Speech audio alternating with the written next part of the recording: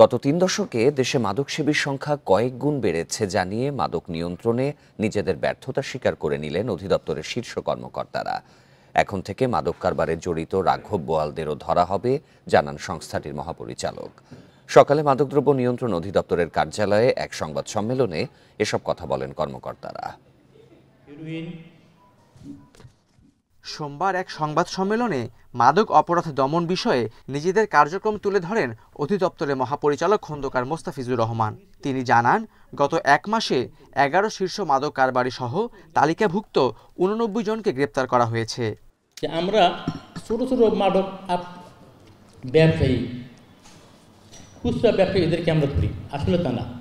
আমরা ছোট বড় সব ধরি, কাউকে আমরা ছাড় দিই না। সাংবাদিকরা দেশে বৈধ ও অবৈধ বারের সংখ্যা জানতে চাইলে প্রথমে এ তথ্য দিতে অপারগতা প্রকাশ করেন ডিজি। পরে তিনি জানান, 5 তারকা হোটেল সহ মোট 177টি প্রতিষ্ঠানের অনুকূলে দেশে বৈধ বার 237টি। সাংবাদিকেরা বিগত সময়ে তার বিরুদ্ধে দুর্নীতির অভিযোগ তুললে সেসব অস্বীকার করে মহাপরিচালক বলেন, প্রমাণ থাকলে যে কোনো শাস্তি মেনে নেবেন তিনি। যদি এক বিন্দু অন্যায় দেখাতে পারেন তখন আপনার আশা আসবেন, কোনো অন্যায় করি নেবে, কখনো করিনি। আজকাল চাকরি 34 বছর, from the beginning till now আমি কোথাও কোনো অন্যায় করিনি।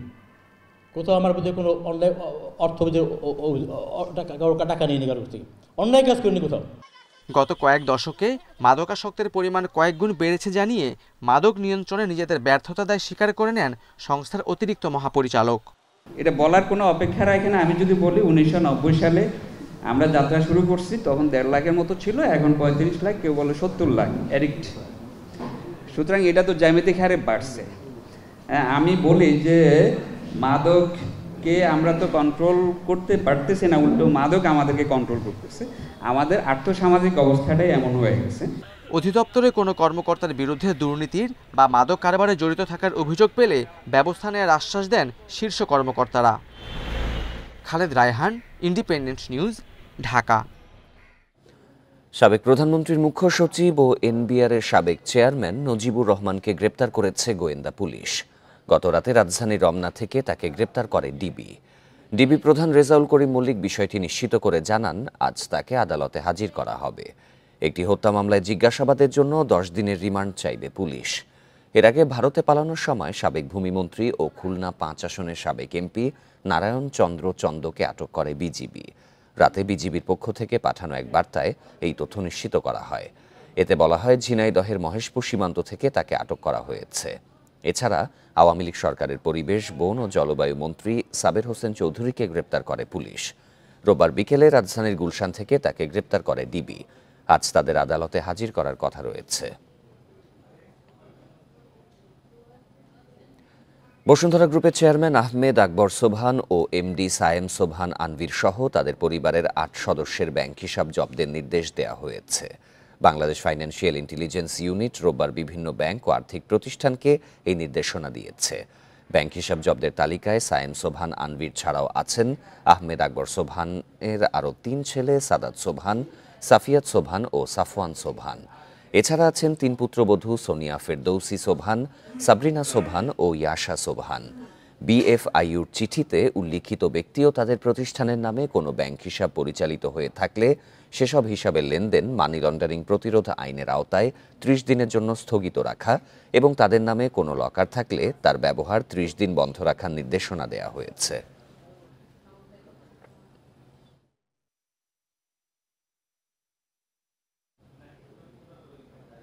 সাবেক প্রধানমন্ত্রীর মুখ্য সচিব ও এনবিআরের সাবেক চেয়ারম্যান নজিবুর রহমানকে গ্রেপ্তার করেছে গোয়েন্দা পুলিশ। রোববার রাতে রাজধানীর রমনা থেকে তাকে গ্রেপ্তার করে ডিবি। গোয়েন্দা সংস্থাটির প্রধান রেজাউল করিম মল্লিক বিষয়টি নিশ্চিত করে জানান, আজ তাকে আদালতে হাজির করা হবে। একটি হত্যা মামলায় জিজ্ঞাসাবাদের জন্য তার 10 দিনের রিমান্ড চাইবে পুলিশ। 2015 সালে এনবিআরের চেয়ারম্যান ও অভ্যন্তরীণ সম্পদ বিভাগের সচিব হিসেবে দায়িত্ব পান নজিবুর রহমান। 2017 সালের শেষে তাকে প্রধানমন্ত্রীর কার্যালয়ের মুখ্য সচিব হিসেবে নিয়োগ দেওয়া হয়। 2019 সালে তিনি চাকরি থেকে অবসরে যান। সরকার পতনের আগে তিনি ক্যাপিটাল মার্কেট স্ট্যাবিলাইজেশন ফান্ডের বোর্ড অব গভর্নর্সের চেয়ারম্যান ছিলেন।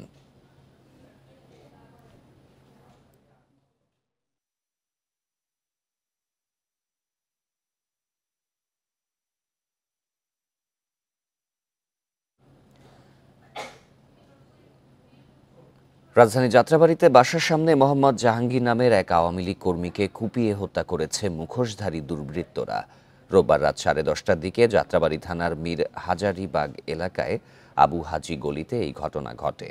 হামলার পর আহত জাহাঙ্গীরকে ঢাকা মেডিকেলে নেওয়া হলে চিকিৎসক তাকে মৃত ঘোষণা করেন। নিহতের ভাতিজা রুবেল জানান, মুখোশ পরা 3 থেকে 4 জন তাকে ধারালো অস্ত্র দিয়ে কুপিয়ে পালিয়ে যায়। রাজনৈতিক দ্বন্দ্বের জেরে তাকে হত্যা করা হয়েছে বলে অভিযোগ স্বজনদের। তবে নির্দিষ্ট করে কারো বিরুদ্ধে এখনো অভিযোগ করা হয়নি। হত্যার ঘটনার মামলার প্রস্তুতি চলছে।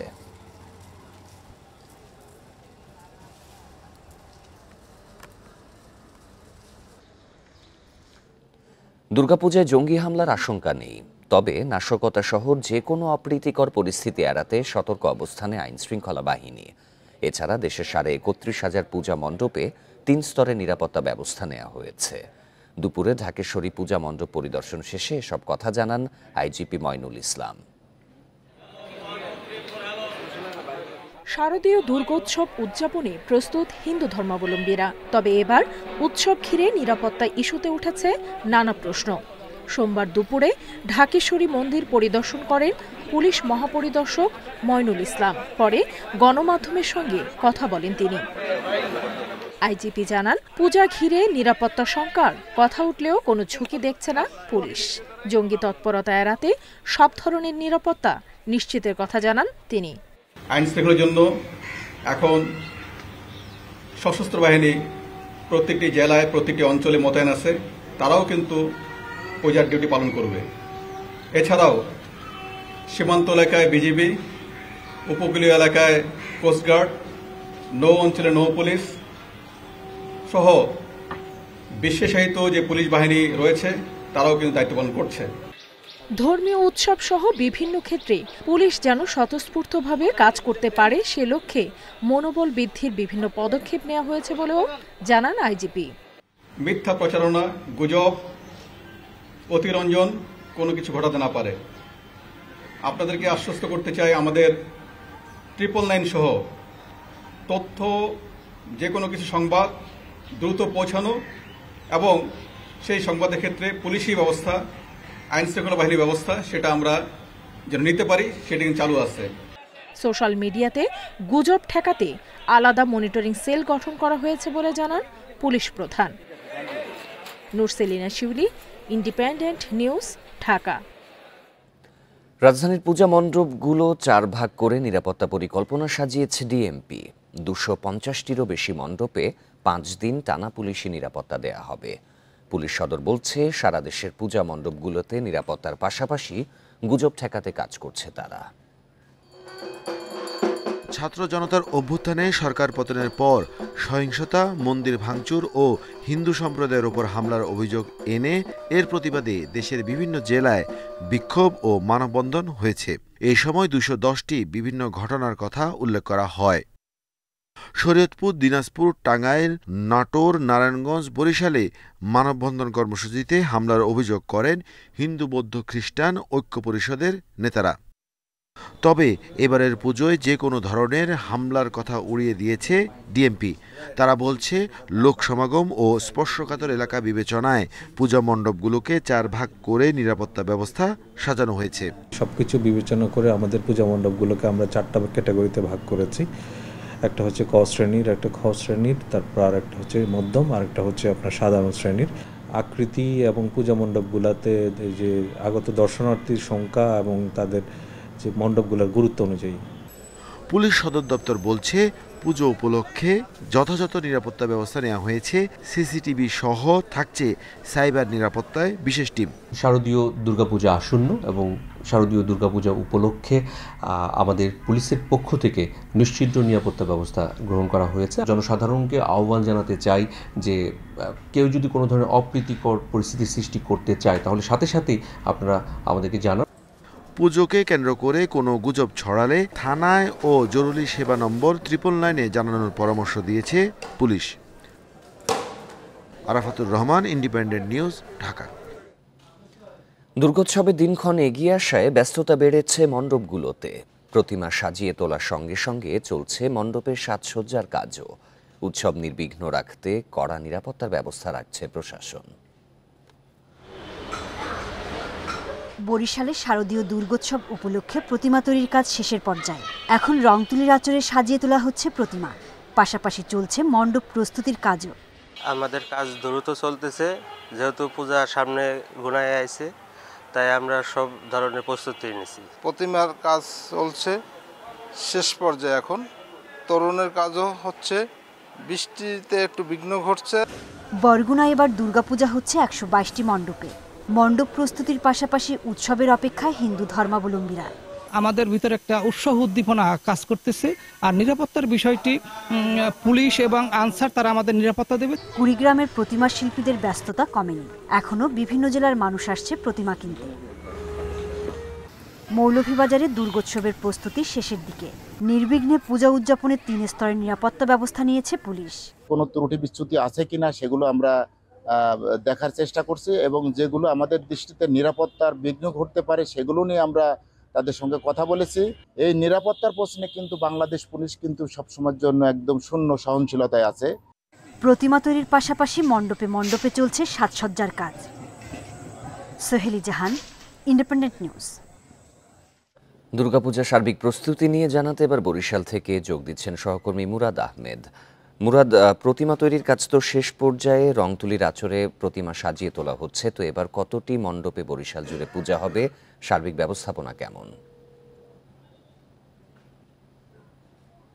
দেখুন, বরিশাল বিভাগের কথা যদি বলি তাহলে প্রায় 1575 মতো মণ্ডপে পুজো হচ্ছে। জেলার কথা বলে 602টি মণ্ডপে হচ্ছে। বরিশাল সিটি মহানগরের কথা যদি বলি সেখানে 48টি মণ্ডপে, আর বরিশাল মেট্রোপলিটন এলাকায় 87টি মণ্ডপে। তো আমি এখন দাঁড়িয়ে আছি বরিশাল মহানগর পুজো মণ্ডপ যেটি বলে, এটি একটি সার্বজনীন পুজো মণ্ডপ। তো আমরা এখানে যেটা দেখতে পাচ্ছি যে আসলে প্রতিমা তৈরির সার্বিক সব কার্যক্রম হয়ে গেছে, এখন ডেকোরেশনের কাজ কিছু চলছে। তো এটি হচ্ছে বরিশালের সবচেয়ে ব্যয়বহুল পুজো মণ্ডপ যেটি বলা হয়ে থাকে, যে সবচেয়ে বেশি ব্যয়বহুল আয়োজন এখানে হয়ে থাকে। কিন্তু এবারে আমরা দেখছি যে একটু ফিকের বিষয়টাই ওরা জানালেন যে আসলে চাঁদা তেমন না ওঠা এবং অর্থ সংকটের কারণে এবারে বাজেটও ওনারা কমিয়ে দিয়েছেন। গতবার যেখানে 11 লক্ষ টাকা বাজেট ছিল, এবার সেখানে 7 লক্ষ টাকা এনেছেন। আপনি দেখুন যে এইখানে সাইড স্ক্রিনে কোনো কাজ এখনো হয়নি, যদিও যারা ইভেন্ট ম্যানেজমেন্টে আছে তারা কিছু কাজ করবে। ব্যাক স্ক্রিনের আগের মতো সেই চাকচক্য আমরা দেখছি না, কিন্তু কথা হচ্ছে যে ব্যয় এবং আয় এই দুটোকে পুষিয়ে নিয়ে ওনারা সর্বোচ্চ ডেকোরেশন দেওয়ার ব্যবস্থা করছেন। এবারে লাইটিং এর ক্ষেত্রে যে অধিক ডেকোরেশন হতো, সেই লাইটিং কে তারা কিছুটা নিয়ন্ত্রিত করেছে। তবে গেটের ক্ষেত্রে এখন পর্যন্ত স্ট্রাকচার দাঁড়িয়ে আছে। এখানে যেটি বলা হচ্ছে যে পুরনো আমলের যে স্মৃতিগুলো, অর্থাৎ ডাক হর করা, তারপর গরু গাড়ি, এই অঞ্চলের যেই স্মৃতিগুলো আছে এই সবগুলোকে এখানে চিত্র তুলে ধরা হবে গেটের কাজে। এবং সেখানে আমরা অন্যান্য পুজো মণ্ডপগুলোতেও যেটা দেখেছি যে সেখানেও সমস্ত কিছু প্রায় শেষ পর্যায়ে। লাইটিং এর কাজ আজকে রাত থেকে কিছু লাইট জ্বলবে, কালকে থেকে সম্ভবত পুরো দমে লাইট জ্বলবে। তো সেখানেও আমরা দেখেছি যে আয়োজন আছে ঠিকই, কিন্তু আয়োজনের খরচের দিক থেকে একটু টানাটানি আছে। এবারে চাঁদা তোলায় খুবই ওনারা বিপাকে পড়েছেন বলে জানিয়েছেন। তারপরেও মানুষের সহায়তায় যতটুকু এগিয়ে যাওয়া যায়। সার্বজনীন এই পুজোটা উপলক্ষে আসলে জমজমাট এখন বরিশাল, যেমন কেনাকাটা থেকে শুরু করে ট্রাফিকের কাজেও সবাই ব্যস্ত রয়েছেন। নিরাপত্তা তো রয়েছেই, নিরাপত্তা আগেই জানিয়ে দেওয়া হয়েছে যে নিরাপত্তায় কোনো ছিদ্র এটা বরদাস্ত করা হবে না। এই হচ্ছে বরিশালের পুজো কেন্দ্রিক সার্বিক আয়োজনের সর্বশেষ তথ্য। বরিশাল থেকে শারদীয় দুর্গোৎসবের প্রস্তুতির বিষয়ে জানাচ্ছিলেন সহকর্মী। শেরপুরে কমছে নদ নদীর পানি, এতে সার্বিক বন্যা পরিস্থিতির কিছুটা উন্নতি হয়েছে। বন্ধ 3 শতাধিক শিক্ষা প্রতিষ্ঠানে পাঠদান। ময়মনসিংহে বন্যা পরিস্থিতি অপরিবর্তিত থাকলেও নেত্রকোনায় আরও 3 উপজেলায় পানি প্রবেশ করেছে। পানিবন্দী হয়ে পড়েছে কয়েক হাজার মানুষ। এদিকে কুড়িগ্রামে জিঞ্জিরাম নদীর পানি বেড়ে 2 উপজেলা 30 গ্রাম প্লাবিত হয়েছে। শেরপুরে 2 উপজেলায় এখনো পানিবন্দী কয়েক হাজার পরিবার। তলিয়ে আছে সড়ক ও ফসলি জমি। বন্ধ রয়েছে 3 শতাধিক শিক্ষা প্রতিষ্ঠান। এখনো অনেক জায়গাতেই পৌঁছায়নি ত্রাণ সহায়তা। অভিযোগ বন্যার্তদের। কোনো ত্রাণ এখন পর্যন্ত আসে নাই। যা আসছে সব দিন এই 3 আলিতা বেরি ওদিকে আছে, নুনি পুরাগাঁও দিদি। আমাদের তো কিছু এখন আমরা পাইলাম না। এখানে বন্যা হতে টিউবওয়েলগুলো তলায় গেছে, বিশুদ্ধ পানির খুব অভাব। এরপর মনে করবেন থাকা খাওয়া সমস্যা। বন্যায় জেলায় 30 কোটি টাকার মাছের ক্ষতি হয়েছে। দুর্গম এলাকায় ত্রাণ পৌঁছাতে কাজ করছে প্রশাসন। সেনাবাহিনী এবং ফায়ার সার্ভিস তারাও কাজ করছে, আর আমাদের বাইরে থেকে প্রচুর স্বেচ্ছাসেবক আসছে। যেখানে আমরা যেতে পারছি না সেখানে সেনাবাহিনী যায়, এটা আমাদের ত্রাণ সহ আগামীকাল সেনাবাহিনী ত্রাণ বিতরণ করবে। ময়মনসিংহের ধোবাউড়া ও হালুয়াঘাটে বন্যা কবলিত 6টি ইউনিয়ন। 2 উপজেলায় কৃষি ও মৎস্য খাতে ক্ষতি প্রায় 1000 কোটি টাকা। এছাড়া ফুলপুর উপজেলায় 3টি ইউনিয়ন নতুন করে প্লাবিত হয়েছে। ফসলের জমিতে পানি প্লাবিত হয়ে যায়, তো এই ফসল আর রক্ষা করার মতো কোনো নাই, এটা পুরাটাই নষ্ট হয়ে যাবে। রান্না খাওয়া নাই, চুলার মধ্যে পানি, ওখানে হোলা ফান্ডা দিছে না, দিলে মুড়ি আনিয়ে দিলাম খাইলেও, বাড়ি ঘরে যন্ত্রণা পানি অবস্থা। নেত্রকোনায় নতুন করে পূর্বধালা, সদর ও বারহাট্টা উপজেলায় দেখা দিয়েছে বন্যা। এতে 17টি ইউনিয়নের 70,000 মানুষ পানিবন্দী। বন্যা কবলিত এলাকায় বিশুদ্ধ পানির পাশাপাশি দেখা দিয়েছে খাদ্য সংকট। রান্না করতে অসুবিধা, চলাফেরা করে বাসায় উঠতে অসুবিধা, সহির উপরে সহি, এই অবস্থায় আছি আর কি। আমরা চুলামুলাত পানি, আমরা ভাত খাইতে, আমরা ফুলা বানলে অবস্থা নিয়ে করছি। কুড়িগ্রামে জিঞ্জিরাম নদীর পানি বেড়ে রৌমারী ও রাজীবপুরে 30টি গ্রাম প্লাবিত হয়েছে। জেলায় 2 শতাধিক পুকুরের মাছ ভেসে গেছে। এতে চরম ক্ষতির মুখে পড়েছেন মৎস্যচাষীরা। রেশমি নন্দী, ইন্ডিপেন্ডেন্ট নিউজ। বন্যা পরিস্থিতির আরও খবর জানাতে এবার কুড়িগ্রাম থেকে যোগ দিচ্ছেন সহকর্মী আব্দুল খালেক। কুড়িগ্রামে তো জিঞ্জিরাম নদীর পানি বেড়ে রৌমারী ও রাজীবপুরের 30টি গ্রাম প্লাবিত হয়েছে। তাছাড়াও যারা মৎস্য চাষিরা রয়েছেন তারা ক্ষতিগ্রস্ত হয়েছেন। তো সার্বিক পরিস্থিতি এই মুহূর্তে কেমন দেখা যাচ্ছে? পরিস্থিতির কিছুটা উন্নতি আমরা লক্ষ্য করছি। বিশেষ করে জিঞ্জিরাম নদীতে যে পাহাড়ি ঢলের পানি এসেছিল সেটি কমতে শুরু করেছে, তবে এখনো কিন্তু প্রায় 30টি গ্রাম সেখানে প্লাবিত রয়েছে এবং 7টি শিক্ষা প্রতিষ্ঠান ইতিমধ্যেই বন্ধ হয়েছে।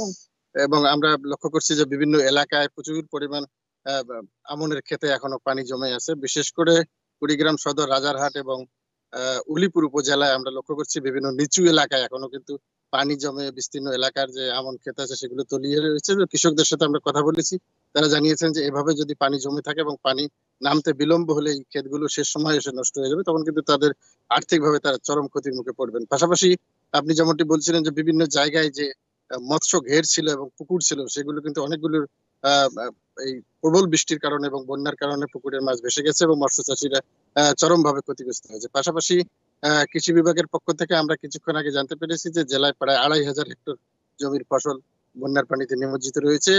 সরকারিভাবে বিভিন্ন এলাকায় ত্রাণ তৎপরতা আমরা লক্ষ্য করছি, সরকারি এবং বেসরকারি পর্যায়েও। ইতিমধ্যেই জেলা প্রশাসনের পক্ষ থেকে প্রায় 1000 প্যাকেট শুকনো খাবার বিতরণ করা হয়েছে এবং বৈষম্য বিরোধী যে ছাত্র আন্দোলন তাদের পক্ষ থেকে উলিপুর, সদর এবং রাজারহাট এলাকায় তারা ত্রাণ বিতরণ কার্যক্রম চালু রেখেছে। কিছুক্ষণ আগে আমরা তাদের সঙ্গে কথা বলে জানতে পেরেছি যে জেলায় 54 লক্ষ টাকার ত্রাণ তারা বিতরণ করবেন। বিভিন্ন ধরনের পণ্য কিনে সেগুলোকে প্যাকেটজাত করে তারা একদম নদী তীরবর্তী এলাকায় এবং নদী ভাঙন কবলিত এলাকায় মানুষের মধ্যে সেগুলো বিতরণ করছেন। খালেক আমাদের সাথেই থাকবেন। এবারে ময়মনসিংহের পরিস্থিতি জানাতে যোগ দিচ্ছেন সহকর্মী আবু সালে মুসা। ময়মনসিংহে তো নতুন করে 3টি ইউনিয়ন প্লাবিত হয়েছে। এছাড়াও কৃষি ও মৎস্য খাতে প্রায় 1000 কোটি টাকার ক্ষতি হয়েছে। তো তারা কি সাহায্য সহযোগিতা পর্যাপ্ত পাচ্ছেন কিনা, আর বন্যা পরিস্থিতির অবনতি হয়েছে কি আগের চাইতে? দেখুন, আমি এই মুহূর্তে গামারিতলা ইউনিয়ন, এটি ধোবাউড়া উপজেলার একটি জায়গায় রয়েছে। এখানে বন্যার পানি নেমে গেছে। এটি ভারতীয় সীমান্তবর্তী এলাকা, ভারতীয় সীমান্তের ঠিক পাশেই। এখানেই কিন্তু প্রথমে নেতাই নদীর যে বাঁধটি ভাঙে, এটা ঠিক পাশেই এই জায়গাটি। এবং এইখানে কিন্তু ভাঙন নদী বন্যার পানি নেমে যাওয়ার পরে যে ক্ষত, সেই ক্ষত চিহ্নগুলি কিন্তু এখানে রয়ে গেছে। রাস্তা ভেঙে গেছে, দোকানপাট পাশে। আমি আপনাকে একটু দেখাতে চাই যে বন্যার পানি নেমে যাওয়ার পর কি ধরনের ক্ষয়ক্ষতি সেটি কিন্তু আস্তে আস্তে বেড়ে আসছে। এবং আজকে প্রশাসনের সূত্র যেটি জানা গেছে, তারা অনুমান করছে যে 1000 কোটি টাকার মতো ক্ষতি হয়েছে এবং সবচেয়ে বেশি ক্ষতি হয়েছে কৃষি খাতে। আজকে কিন্তু আপনি জানেন যে ফুলপুর উপজেলার 3টি ইউনিয়ন নতুন করে প্লাবিত হয়েছে। এছাড়াও ধোবাউড়া এবং হালুয়াঘাটের যে নিম্নাঞ্চল, 3টি ইউনিয়ন ধোবাউড়ার, 3টি ইউনিয়ন হচ্ছে হালুয়াঘাটের নিম্নাঞ্চল।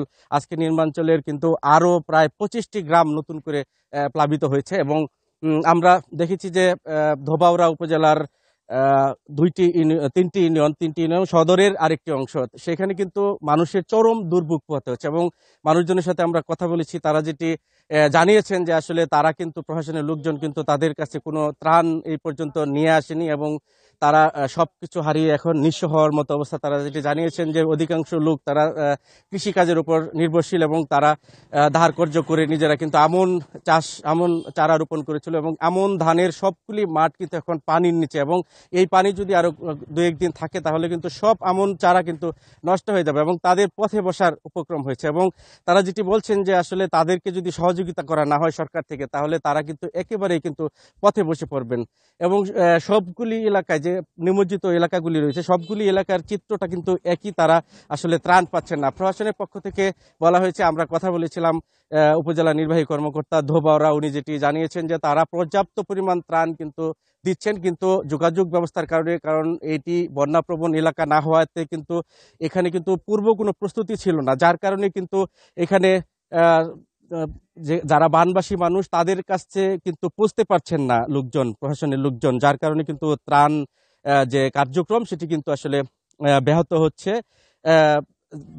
এবং যার কারণে কিন্তু ত্রাণ পৌঁছাচ্ছে না। আমরা জেলা প্রশাসনের সাথে কথা বলেছিলাম, তারা যেটি জানিয়েছেন যে গতকাল কিন্তু পর্যাপ্ত ত্রাণ বরাদ্দ দেওয়া হয়েছে, আজকেও কিন্তু পর্যাপ্ত ত্রাণ তারা বরাদ্দ দিয়েছেন এবং আগামী দিনগুলিতে এই কাজ যত দ্রুততার সাথে হবে বন্যা পরিস্থিতি ততটাই নিয়ন্ত্রণে আনা যাবে, এটাই প্রত্যাশা। ময়মনসিংহ কুড়িগ্রামের বন্যা পরিস্থিতির খবর শুনছিলেন সহকর্মীদের কাছে। গণমাধ্যমের ওয়েজ বোর্ড বাস্তবায়নের প্রসঙ্গ উঠলেই সম্পাদক ও মালিকরা বিরোধিতা শুরু করেন বলে মন্তব্য করেছেন তথ্য সম্প্রচার উপদেষ্টা নাহিদ ইসলাম। সকালে জাতীয় প্রেস ক্লাবে সাংবাদিকতা কেন পেশা হয়ে উঠতে পারেনি শিরোনামে গোলটেবিল বৈঠকে এই মন্তব্য করেন তিনি। নাহিদ ইসলাম বলেন, সাংবাদিকদের সাথে দাসসুলভ আচরণের সুযোগ নেই। জুলাই আন্দোলনে সাংবাদিকরা ভূমিকা রাখার চেষ্টা করলেও নানা চাপের কারণে তা পারেনি। 90-এর গণ অভ্যুত্থানে সাংবাদিকরা যে ভূমিকা রেখেছিল 2024-এ তা দেখা যায়নি বলে জানান তিনি। গণমাধ্যমকে স্বাধীন করতে আলাদা কমিশন গঠনের কথাও জানান তথ্য উপদেষ্টা। এদিকে সাংবাদিকদের বেতন কাঠামোকে সংস্কারের ক্ষেত্রে অন্যতম সমস্যা বলে চিহ্নিত করেন সাংবাদিকরা। গার্মেন্টস কর্মীদের চেয়ে কম বেতনে কাজ করতে হয় দাবি করে প্রিন্ট ও ইলেকট্রনিক মিডিয়ার জন্য অভিন্ন ওয়েজ বোর্ড গঠনের দাবি জানান তারা।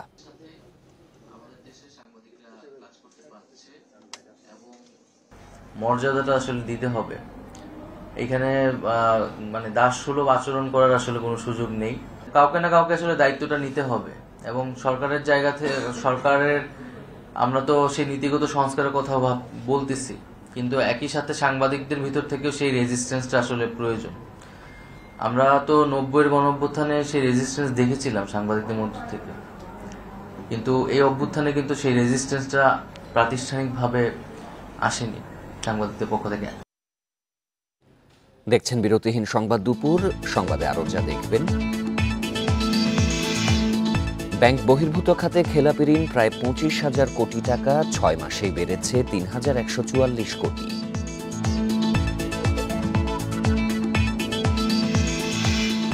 রাজুকে স্বচ্ছতা জবাবদিহিতা নিশ্চিত হয়নি, মন্তব্য উপদেষ্টার। বস্তিবাসীদের অধিকার নিশ্চিতের তাগিদ।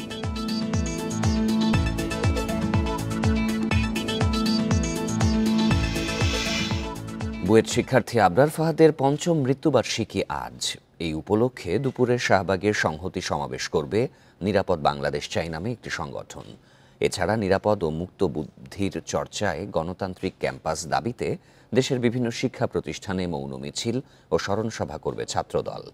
ফেসবুক স্ট্যাটাসের জেরে 2019 সালের 6 অক্টোবর রাতে বুয়েটের শেরেবাংলা হলে ছাত্রলীগ নেতার কক্ষে ডেকে নিয়ে পিটিয়ে হত্যা করা হয় আবরার ফাহাদকে। রাত 3টার দিকে শেরেবাংলা হলের 2য় তলা থেকে আবরারের মরদেহ উদ্ধার করে কর্তৃপক্ষ। আবরার হত্যার ঘটনায় তার বাবা মোহাম্মদ বরকতুল্লাহ বাদী হয়ে 2019 সালের 7 অক্টোবর রাজধানীর চকবাজার থানায় মামলা করেন। 2021 সালের 8 ডিসেম্বর আবরার ফাহাদ হত্যা মামলার রায় ঘোষণা করা হয়। রায়ে 20 জনের ফাঁসির আদেশ দেন আদালত। এছাড়া এই মামলার অপর 5 আসামির যাবজ্জীবন কারাদণ্ড দেয়া হয়েছে।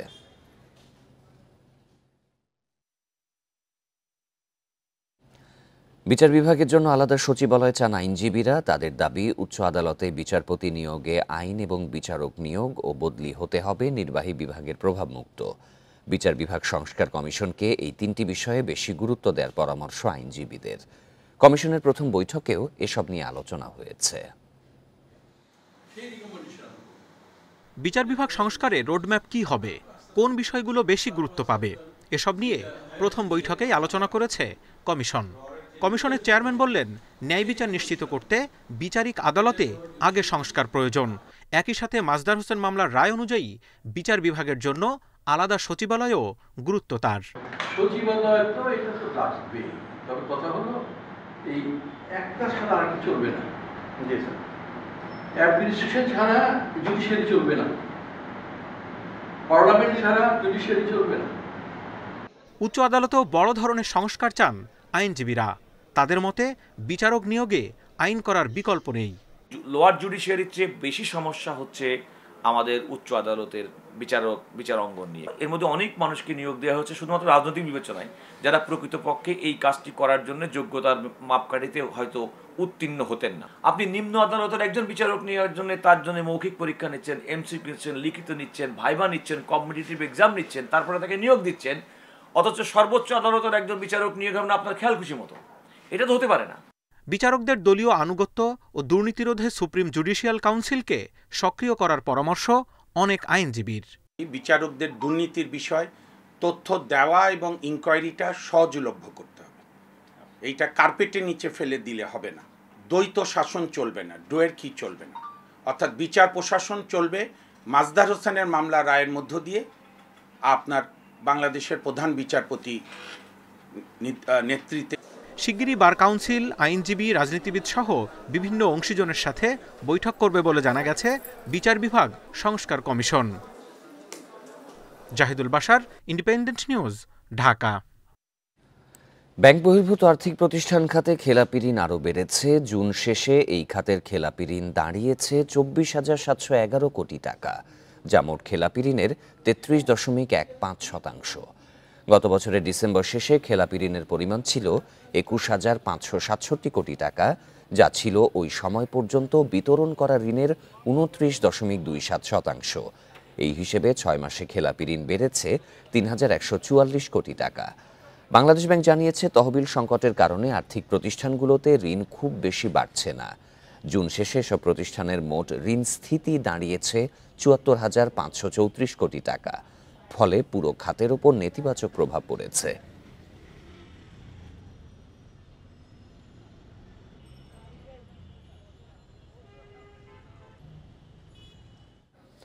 রাজধানী উন্নয়ন কর্তৃপক্ষ রাজুকে প্রকৃত অর্থে স্বচ্ছতা ও জবাবদিহি নিশ্চিত হয়নি বলে মন্তব্য করেছেন পরিবেশ, বন ও জলবায়ু পরিবর্তন উপদেষ্টা সৈয়দা রিজওয়ানা হাসান।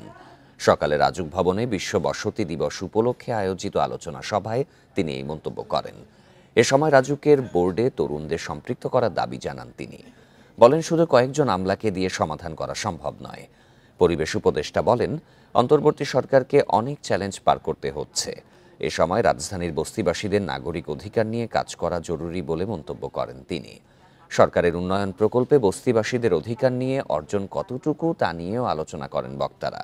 অনুষ্ঠানে গৃহায়ন ও গণপূর্ত উপদেষ্টা আদিলুর রহমান খান বলেন, এখন থেকে কোটা নয়, লটারির মাধ্যমে প্লট বরাদ্দ হবে।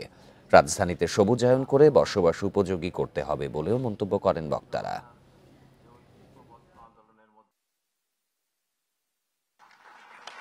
সমস্ত কোটা উঠিয়ে দিয়ে লটারির মাধ্যমে কেন ঢাকা শহরের জমি দেওয়া হয় না? এই ফ্যাসিলিটিগুলি বন্ধ করে দিতে হবে। তরুণদের এগিয়ে নিয়ে আসার পথ করে দিতে হবে। আমরা তো দরজাটা বন্ধ করে রাখি যেন তারা আসতে না পারে। বসবাসের সবচেয়ে অযোগ্য নগরীর যে কলঙ্ক আমাদের বয়ে বেড়াতে হচ্ছে, আমরা তো এত অল্প সময়ে এটাকে বাসযোগ্য করতে পারবো না, কিন্তু আমরা একটা কংক্রিট কর্ম পরিকল্পনা করে ফেলি এবং সেটা থেকে কাজটা শুরু করে দিই। আমাদের ঢাকাটা বাসযোগ্য করার জন্য এই 10টা কাজ আমাদেরকে করতে হবে। আমরা কবের মধ্যে করব, কোন কোন সংস্থা করবে। 3 পার্বত্য জেলায় আগামীকাল থেকে 24 দিন ভ্রমণে নিষেধাজ্ঞা দেয়ায় বড় সংকটে পড়েছেন পর্যটন ব্যবসায়ীরা। ভরা মৌসুমে প্রশাসনের এমন সিদ্ধান্তে হতবাক তারা। বলছেন, পূজার ছুটিতে বেশিরভাগ হোটেল মোটেলের বুকিং বাতিল হওয়ায় লোকসানের পাশাপাশি বিপাকে পড়েছেন অনেক মানুষ। দুর্গাপূজার ছুটি ঘিরে মুখর হয়ে ওঠার কথা ছিল খাগড়াছড়ির পর্যটন কেন্দ্রগুলো। এরই মধ্যে প্রায় সবগুলো হোটেল মোটেলে বুকিং ছিল পর্যটকদের। রোববার প্রশাসনের পক্ষ থেকে পাহাড়ে ভ্রমণ নিষেধাজ্ঞা দেয়ায় বিস্মিত পর্যটন ব্যবসায়ীরা। নিষেধাজ্ঞার পরই রাঙামাটিতে বাতিল হয়েছে সব হোটেল মোটেলের বুকিং। পর্যটনের ভরা মৌসুমে লোকসানের শঙ্কা তাদের। বহুত গেস্ট আমাদের আসবে না এবং আমাদের ব্যবসায়িক অনেক ক্ষতি হবে। গতকালকের ঘোষণার পরে পরিস্থিতি পুরোই খারাপ, মনে করেন যে গেস্ট একবারে নাই। ভ্রমণ নিষেধাজ্ঞা দেওয়ার পরে এখন তো আমরা তো চিন্তায় পড়ে গেছি, মানে ব্যবসা লসগুলা কাটিয়ে উঠতে পারবো কিনা। বান্দরবানে পর্যটনের সাথে প্রত্যক্ষ ও পরোক্ষভাবে জড়িত অন্তত ৬৬,০০০ মানুষ। পর্যটক শূন্য হওয়ায় এরই মধ্যে হতাশা দেখা দিয়েছে তাদের মাঝে। টুরিস্টরা আসা শুরু করছিল, আমাদের হোটেলে মোটামুটি ভালো আশা অনুসারে আমরা টুরিস্ট পেয়েছিলাম। আমরা খুব কষ্টে আছি, মানে যে বাসায় যে বাজার করে নিয়ে যাব এরকম টাকা পর্যন্ত আমাদের পকেটে নাই। পর্যটন খাতে ক্ষতির কথা স্বীকার করে দ্রুত পরিস্থিতি স্বাভাবিক করার কথা জানিয়েছে প্রশাসন। এখানে সারা বাংলাদেশ থেকে পৃথিবীর অনেক দেশ থেকে টুরিস্ট আসবে, তারা এখানে ঘুরবে, বেড়াবে, খাওয়া দাওয়া করবে, আমাদের অর্থনীতি চাঙ্গা হবে না। আমাদের অবস্থান থেকে যতটুকু আমাদের ব্যবস্থা নিয়ে আমরা ব্যবস্থা নিব। অনিবার্য কারণ দেখিয়ে ৮ অক্টোবর থেকে ৩১ অক্টোবর পর্যন্ত পর্যটকদের পাহাড়ে ভ্রমণ না করার পরামর্শ দিয়েছে স্থানীয় প্রশাসন। Tania Nasrin, independent news. এই ছিল বিরতিহীন সংবাদ দুপুরে। আমন্ত্রণ পরের আয়োজনে।